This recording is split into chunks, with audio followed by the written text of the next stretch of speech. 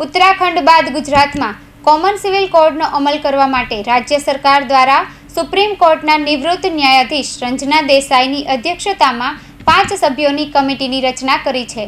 त्यारे भाजप उपरांत कांग्रेस अने आम आदमी पार्टीना नेताओनी प्रक्रियाओ सामे आवी छे।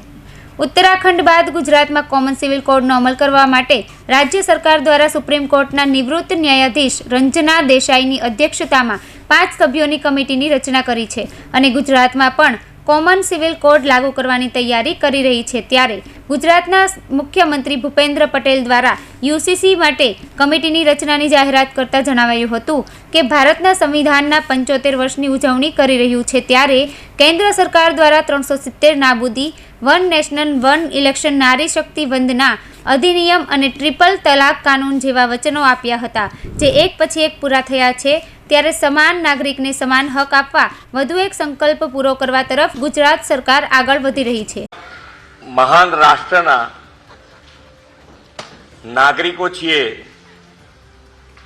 के भारतीयता आपणो धर्म छे अने बंधारण आपणुं धर्म ग्रंथ छे।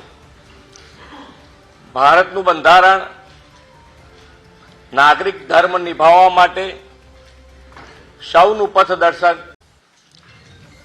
विश्व नेता और लोकप्रिय वडाप्रधान श्री नरेन्द्रभाई मोदीना नेतृत्वमां आ वर्षे आपणे संविधानना 75 वर्षनी उजवणी करी रह्या छीए। वडाप्रधान मोदी साहेबे देशना तमाम नागरिकोने समान हक मळे ते माटे कॉमन सिविल कोड नो देशव्यापी अमल करवानो निर्णय कर्यो छे। आज भारतीय जनता पार्टी सरकार जे कहेवुं ते करवुं एक कार्यमंत्र ने अनुसरीने सरकार काम करे छे।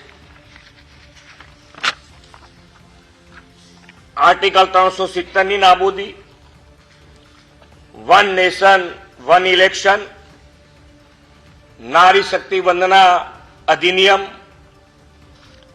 ट्रिपल तलाक कानून वगैरह माटे जे वचनो आपवामां आव्या ते एक पछी एक पूर्ण थई रह्या छे।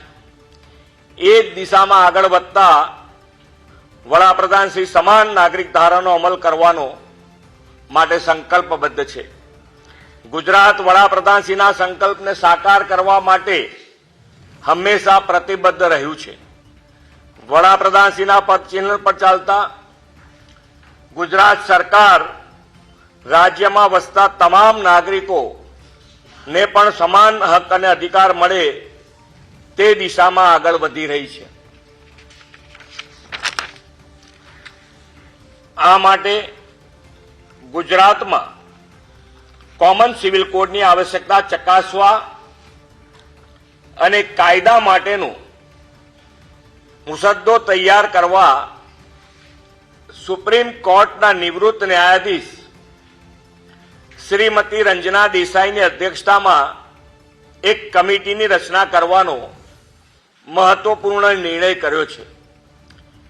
5 सभ्योनी आ समिति में अन्य सभ्य तरीके निवृत्त वरिष्ठ आईएएस अधिकारी Shri CL Meena, advocate Shri RC Kodekar, भूतपूर्व वाइस चांसेलर श्री दक्षेश ठाकर अने सामाजिक कार्यकर सुश्री गीताबेन श्रॉफनो समावेश करवामां आव्यो छे। आ कमिटी तमाम पासाओनो सुग्रथित अभ्यास करीने पोतानो रिपोर्ट 45 दिवस में राज्य सरकार ने आपसे अने रिपोर्टना आधारे राज्य सरकार योग्य निर्णय करशे। Thank you.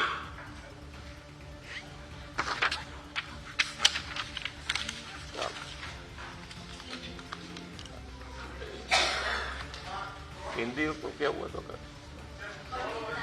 आदिवासी अधिकारीओने આ કાયદો અસર કરે કે કેમ તે અંગે ગૃહ રાજ્યમંત્રીએ જણાવ્યું હતું કે ઉત્તરાખંડ સરકારનું યુસીસી મોડેલ અદ્ભુત છે. આ મોડેલમાં આદિવાસી સમાજના હકને યુસીસી કાયદામાં લાવવામાં આવ્યો નથી. ગૃહમંત્રીએ પણ ઝારખંડની સભા દરમિયાન કહ્યું હતું, આદિવાસી સમાજના રિવાજ તથા કાયદાનું સંરક્ષણ પૂરું કરવામાં આવશે. ગુજરાતમાં ધર્મના આધારે રહેણાંકનું વિભાજન છે એ ઘટના આધારિત નક્કી કરવામાં આવે છે, એટલે આ મુદ્દો સુસંગત નથી. 45 દિવસમાં રિપોર્ટ આવ્યા પછી મુખ્યમંત્રી નિર્ણય કરશે અને વિધાનસભામાં બિલ રજૂ કરવામાં આવશે. HUFનો પણ અલાયદો કાયદો છે. કોઈ એક સમાજ માટે કાયદો નથી. ધર્મ સાથે જોડાયેલા લોકોને પણ આ કમિટી મળશે. રિપોર્ટમાં તમામ રિવ્યૂ રજૂ કરવામાં આવશે. કેટલા વચનો આપવામાં આવ્યા છે તેનું પાલન કરવામાં આવ્યું છે અને બધા જ કામ એક પછી એક મહત્વ આપીને એ કામગીરીને પૂર્ણ કરવામાં આવી રહ્યું છે. અને આમાં બી મુખ્યમંત્રીશ્રીએ ખાસ નિર્ણય લીધો છે કે માત્ર 45 દિવસની અંદર રાત દિવસ એક કરીને આ રિપોર્ટ તૈયાર કરીને રાજ્ય સરકારને રજૂ કરવામાં આવે અને સમયસર એ કામગીરી પૂર્ણ કરવામાં આવશે.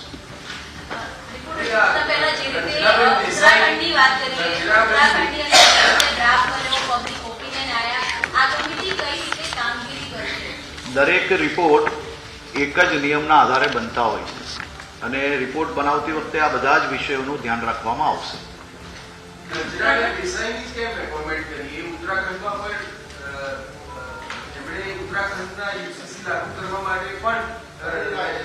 રંજનાબેન દેસાઈ એ સુપ્રીમ કોર્ટના એક્સ જસ્ટિસ છે અને એક ખૂબ જ અનુભવ ધરાવતા વ્યક્તિત્વ છે. એ ચૂઝ કરવા વખતે તો અનુભવના આધારે ચૂઝ કરતા હોય છે, એટલે કેમ ચૂઝ કર્યું એનું કોઈ પર્ટિક્યુલર રીઝન ના હોય, પરંતુ એમનો અનુભવ એ ખૂબ બોલો છે અને સુપ્રીમ કોર્ટના એક્સ જસ્ટિસ છે. 3 વિષયો છે કાયદાને લઈ. રૂપાલા સાહેબે જાહેરાત કરી વખતે પણ વાત કરી છે અમે લોકોએ. એ બાબતની ક્લેરિટી જોઈએ છે. એક તો આપણું સ્ટેટ 14% આદિવાસી સમૂહ ધરાવતું રાજ્ય છે, તો એના જે સ્પેશિયલ અધિકારો છે એને આ કાયદો અસર કરશે કે કેમ, સરકાર શું વિચારી રહી છે. બીજું કે સ્ટેટની અંદર પહેલાથી ધર્મના આધારે રેસિડેન્સિયલ્સ નું વિભાજન છે, અશાંતધારો અહીંયા આગળ લાગુ છે, તો અશાંતધારાને આ કેવી રીતે અસર કરશે કે કેમ, આ બાબતની ક્લેરિટી જોઈએ. સર્વપ્રથમ તો આ ખૂબ મહત્વનો પ્રશ્ન છે. ભારતીય જનતા પાર્ટીની ઉત્તરાખંડ સરકારે દેશમાં યુસીસીનું એક અદ્ભુત મોડલ રજૂ કર્યું છે અને અગર આપ એનો એ રિપોર્ટને સ્ટડી કરશો તો આપને અંદાજો આવી જશે કે કોઈ બી પ્રકારે આદિવાસી સમાજની જે રીતિ રિવાજો અને જે કાનૂન છે, એટલે એમના જે કાયદાઓ છે, એને કોઈ બી પ્રકારે નુકસાન એ આખા યુસીસીના કાયદાની અંદર નથી લાવવામાં આવ્યું. અને દેશના ગૃહમંત્રી આદરણીય શ્રી અમિતભાઈ શાહ સાહેબે બી ઝારખંડમાં એક સભા દરમિયાન દેશભરને સંબોધતા એમને કહ્યું છે કે યુસીસીના કાયદામાં આદિવાસી સમાજને અમે જે બી રાજ્યની અંદર કાયદો લાવશો ત્યાં સંપૂર્ણ ચિંતા કરીને આદિવાસી સમાજના રીતિ રિવાજો અને એના જે કાયદાઓ છે તેનું સંરક્ષણ સંપૂર્ણ કરવામાં આવશે. અને ખાસ કરીને તમે જે અશાંત ધારાની વાત કરી, અશાંત ધારા અને યુસીસીને કોઈ બી પ્રકારનું કોન્ફ્લિક્ટ એમાં થતું નથી. એ ધર્મના આધારે વિભાજિત નથી થયા. એ ક્યાંક ને ક્યાંક ત્યાં જે કાનૂન પરિસ્થિતિ હોય, ત્યાં જે ઘટનાઓ થઈ હોય એના આધારિત આપણે નક્કી કરતા હોઈએ છીએ.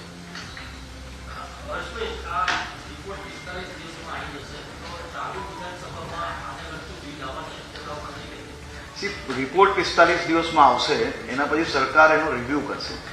એટલે 45 દિવસમાં રિપોર્ટ આવ્યા પછી રાજ્યના મુખ્યમંત્રી શ્રી એના રિવ્યૂ પછી એનો નિર્ણય લેવામાં આવશે અને એની જાણકારી આપ સૌને આપવામાં આવશે.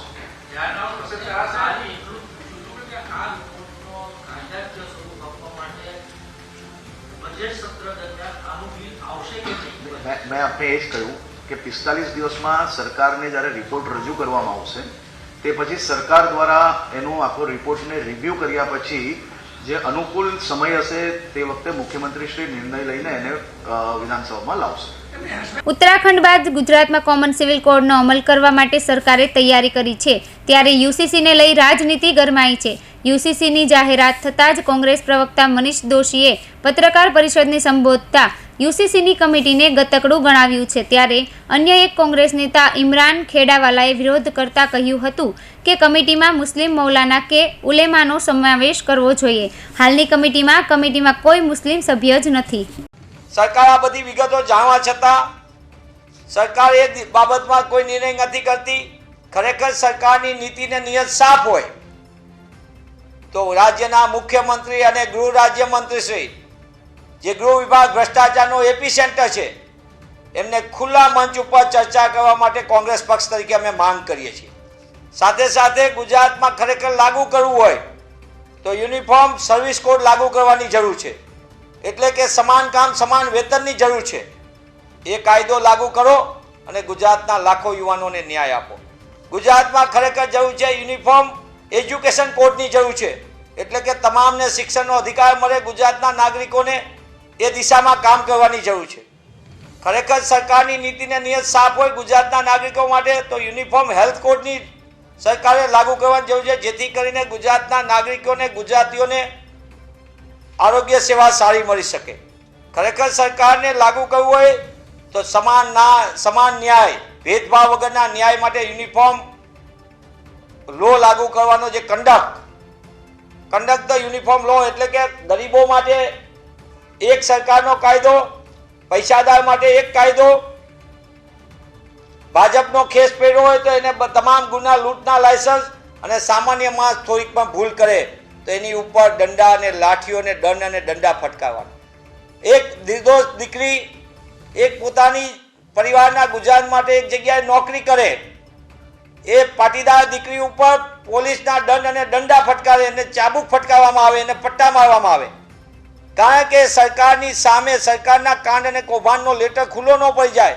અસલી લેટરને નકલી સાબિત કરવા માટે દીકરી ભોગ બને છે. ત્યારે હું આપના માધ્યમથી પુનઃ માંગ કરીએ છીએ કોંગ્રેસ પક્ષ તરીકે, મૃદુ અને મક્કમ મુખ્યમંત્રી તરીકે જાહેરાતમાં વાતો કરતા રાજ્યના મુખ્યમંત્રી શ્રી ભૂપેન્દ્રભાઈ પટેલ અને તમામ ક્ષેત્રે રક્ષણ આપવામાં અને ભ્રષ્ટાચારમાં ગળા ડૂબ એવા વિભાગના વડા ગૃહ રાજ્યમંત્રી શ્રી બંનેને કહેવા માંગુ છું કે સરકારની નીતિને નિયત સાફ હોય તો ગુજરાતમાં તાત્કાલિક ધોરણે યુનિફોર્મ સર્વિસ કોડ લાગુ કરવામાં આવે, ગુજરાતમાં યુનિફોર્મ એજ્યુકેશન કોડ લાગુ કરવામાં આવે, ગુજરાતમાં યુનિફોર્મ હેલ્થ કોડ લાગુ કરવામાં આવે, ગુજરાતની અંદર તમામ નાગરિકોને ભેદભાવ વિના સરખો ન્યાય મળે અને ત્યારે ભેદભાવપૂર્ણ વર્તન ન થાય એ પ્રકારની વ્યવસ્થા થાય. અલગ અલગ કાયદામાંથી ગુજરાતના લોકોને મુક્તિ મળે અને સમાન ન્યાયની વાત જે બાબા સાહેબની પરિકલ્પના હતી, સંવિધાનની જે છે અને ભારતીય રાષ્ટ્રીય કોંગ્રેસ પણ માને છે કે દરેકને સમાન ન્યાય ને સમાન તક મળવી જોઈએ, એ વાતને અમે દોહરાવી છીએ. પુનઃ હું કહું છું કે સરકાર નવટંકી કરવાનું બંધ કરે, પોતાની નિષ્ફળતા તમામ મોરચે, વહીવટી તંત્રમાં પોલિસી પેરાલિસિસ અને લૂંટના કારોબાર ઉપર રોક લગાવવામાં નાકામ ભાજપાની સરકાર ધ્યાન ભટકાવવા માટે આવા ગતકડા એક પછી એક લાવશે અને એના ભાગરૂપે જ આ યુસીસીના નામે કમિટી નિમવાનું ગઠન કર્યું છે એ સ્પષ્ટપણે સાબિત થાય છે. આપ પાર્ટીના ધારાસભ્ય ચૈતર વસાવાએ કહ્યું હતું કે ગુજરાતમાં 15% આદિવાસી સમાજ વસે છે.